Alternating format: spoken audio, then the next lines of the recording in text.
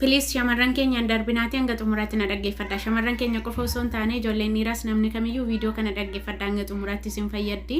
Jalqabarratti nageenya Kiristoosummaa keenya lafaaf iddoo jirtanitti isiniif yaa ta'u ajandaa yeroo darbe miidiyaa kanarratti tuttuqamaa ture ragaa waliin nu dhiyaateera jechuudha. Ana mala kootiin waan tokko agar ragaa qabatamaa ija koon argee gurra koon dhaga'utti haasa'uu natti hin tolu. Yoo dhuman argee dhageessi waan nama barsiisu yoo ta'e nalatti yookiin waan dirqamaa tokko yoo ta'e nalatti dhimma namaa haasa'uu natti hin tolu jechuudha. Dhimma masii irratti yeroo darbe kana dura amantaa ishee jijjiirte wanti jedhamu hin jiru. Yoo dhuma jijjiirtees garuu waan nu hir'isu hin jiru, waan nu dabalu hin jiru. Hiriyoonni ishee warratti isheetti dhiyaatanii abbaa isheetu jalaa boqotee jedhaa jiru. Isiniin jedhee viidiyoo isin hojjedheen ture yoo ni yaadattu ta'e. Garuu obboleettiin keenya masiin har'aa ragaatiin shaadaa qabachuu ishee nutti agarsiistee jirti jechuudha. Obboleettii keenya masii bakka jirtutti fayyaa nagaatiin nu jiraadhu karichi karaa nagaa manichi mana nagaa siif haa ta'u sitte haa ho'u akkanumatti itti nuufuu fi akkuma har'aa kanatti afaanii fi arraba keetti adaba nuuf godhadhu amantaa keenya irraa gadi nuu bu'iiti filannoo kee namni si daangessu hin jiru nagaatiin jiraadhuun siin jedha. Asumaanis Ustaazichi masii shaadaa qabsiisee natti toleera jechuudha. Haga viidiyocha dhaggeeffadhetti waan badaa sarraan argine arrabni isaa adaba qaba, afaan isaa adaba qaba. Akka ustaazota warra kaanii gadi hin qarashaane, gadi hin diddigne, gadi hin xiroofne jechuudha. Qarashaan turre waanuma nagaa waanuma adaba qabu dubbate.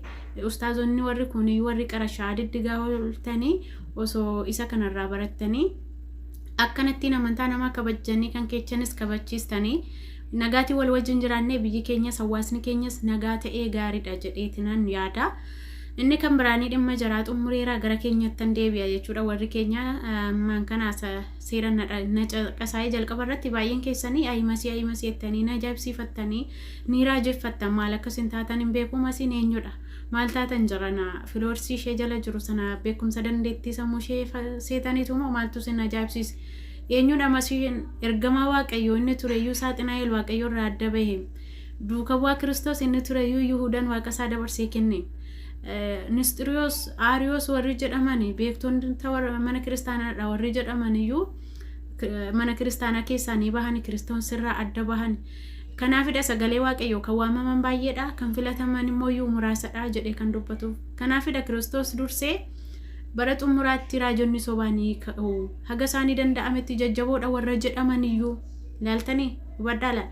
Bara dhumaatti raajonni sobduun ni ka'u haga isaanii danda'ametti jajjaboodha warra jedhamaniyyuu maal taasisu ni dogongorsiisu jedheetu nutti dubbata jechuudha. Dursee Kiristoos kanaaf raafamuun qabdanii ajaa'ibsiifachuun qabdanii rifachuu hin qabdan jechuudha.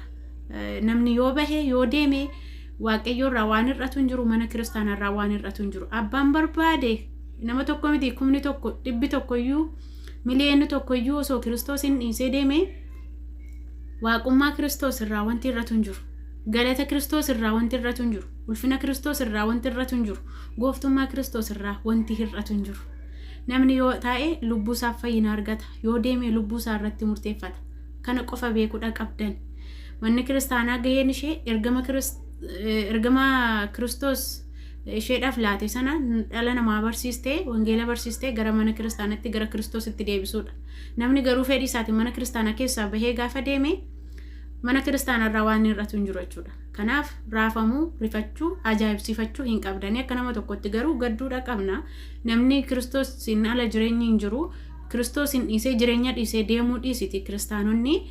Raajichi Elsaan Eliyaas gaafa biraa fuuran fudhatamuu deemu eessa deemta na dhiiste hin adeemin si faanaan deemaa jedheen jechuudha. Haga kanadha qulqulloonni kan wal jaalatan raajonni kan wal jaalatan nuti kiristaanonni akka kanatti walii gadduun wal jaalachuun waanuma jirudha. Garuu ajaa'ibsiifachuu yookiin immoo raajeffachuu rifachuu hin qabdanii isiniin jechuun barbaada.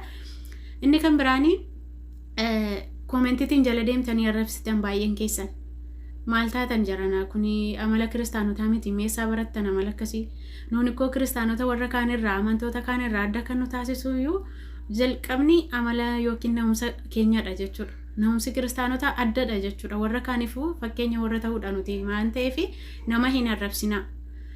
Waaqayyo gooftaan fedhii bilisaa nuuf kenneera. Ilma namaa kamiifuu fedhii bilisaa kenneera jechuudha. Kanaafidha biyya lafaarra gaafa deddeebi'aa turetti Kiristoos Yihuudaan Mixaa kuni waggaa 38 dhukkubsatee rakkachuu isaa osoo beekuu fayyuu ni barbaadde jedheen dursee fedha isaa gaafate jechuudha. fayyina ni barbaadaa jedheen. Erga Mitsaaguunayyan fayyina barbaadaa jedheenidha Waaqni keenya ka'iitii algaa kee baattadhuutti adeemi kan jedhee isa fayyise. Kanaaf Kiristoos dirqamaan na duukaa bu'aa dirqamaan na waaqessaa hin jedhu. Warra immoo isa dhiisee deemes warra na dhiisee deeme warra na waaqessuu dhiisee deeme reebaa ajjeesaa falaxaa akkas taasisaa arrabsaa nuun hin jedhu. Ulfinnii fi galanni isaaf yaa ta'uuti. Kanaaf fedha isheetti mirga isheetti hin arrabsinaa haa deemtuun isiniin jedha. Nama arrabsuu nama lakeenya miti. Inni kan biraan immoo baay'een keessaan suuraa ishee gadi gaggalabattanii waan hin taane irra jettanii dhiisaa kunis amala keenya miti amala kiristaanotaa miti. Kiristoos waaqa osoo waraannamoo osoo kabalamuu fayyina laatedha. Kiristoos waaqa osoo arrabsamuu osoo reebamuu fayyina laatedha. Kanaaf kunis amala keenya miti. Suuraa ishee gaggalabatuu dhiisaa dhimma isheetu dhiisaayin isiniin jedha. Namoonni namarratti hirkattanii jiraatanii xiqqoo ishee sirrifachiisuu danda'a garuu sirrifachiisuu hin qabu. Nama ilaaltanii deemuu hin qabdani, nama ilaaltanii hordofuu hin qabdan. Kan isin hordofuu qabdan Kiristoosii fi Kiristoosin qofadha. Kan isin hordofuu qabdan mana kiristaanaa qofadha. Kan isin hordofuu qabdani sagalee Waaqayyoo qofadha jechuudha. Nama ilaaltanii deemuu hin qabdani isin galee. Kanaaf amantaa keessanitti jabaadhaa. Namarratti dipeendii hin ta'inaa. Nama hordoftanii qofa hin deddeebiinaa. Kiristoos uumaan keenya Kiristoos foon uffatee yommuu biyya lafaarra deddeebi'aa turetti gabaa shantu isa duukaa bu'e. Gaboota shanan keessaa kuuwwan isaanii buddeena xiqqoo inni eebbisee nyaachisu sana nyaachuudhaaf. Kuuwwan isaanii immoo fayyina inni laatu sana dhukkuba isaanii irraa fayyuudhaaf. Kuuwwan isaanii immoo raajiin hojjetu ilaaluudhaaf. Warri kun garuu hojii fayyisuu isaa amananii waaqummaa isaa amananii Kiristoos isaa abdatamaa ture. Isa ni dhalata ni dhufa dhufee waadaa addaamiif gale sana ni raawwata jedhanii abdataa turan sana ija isaaniin waan arganii fi amananiitu isa duukaa bu'an jechuudha. Akkuma sana har'as mana kiristaanaa keessa namoonni faayidaadhaaf deddeebi'an jiru. Namoonni nama ilaalanii deddeebi'an jiru. Faalladhuma kanaammooyyuu waaqummaa Kiristoos amananii Kiristoosin ala jireenyi hin jiru. Du'a booda jireenyi jiru suni yoo har'a Kiristoositti amannee mana kiristaanaa keessa deddeebinedha kan jireenyi sun argamu jedhanii manni kiristaana ortodoksii tawaahidoo barumsa isa sirrii wangeela isa sirrii amantaa ishee sirrii daandii ishee dhibboo gara jireenyatti nama geessitu sanadha jedhanii warri amananii deddeebi'anis jiru jechuudha. Nuti kam ta'uudha qabna warra kiristaanummaan karaa jireenyatti nama geessiti jennee amannee deddeebinu sana ta'uudha qabna maree warra faayidaa keenyaaf warra namoota ilaallee deddeebinu ta'uu hin qabnu. Jabaadhaan isiniin jedha. Keessumaayyuu ijoolleen shamarranii jabaadhaa. Keessumaayyuu ijoolleen shamarranii amantaa keessan irratti faarfannaa duukaa qofa hin girrisina. Wangeela baradhaa, hubadhaa, fannoo 2-3 qofa baattanii deddeebi'uun gahumsa kiristaanummaa miti. Keessumaayyuu akkasiin barattan hin beeku. Mana kiristaanaa ishee kamirraa barsiisota isaan kamirraa akka fannoo 4-3 baattanii hidhattanii deemuu barattan hin beeku. Caaladhumatti garuu wangeela baradhaa, hubadhaa, amantaa keessan irratti gaafii qabdan abbootii mana kiristaanaa fi beektota hayyoota mana kiristaanaa gaafadhaatii baradhaatii cimaa dhaabbadhaa. Waaqayyoon hanga xumuraatti cimsee nu haa dhaabu. Warra badan haa dachaasu, warra kufan haa kaasu, warra hubannoo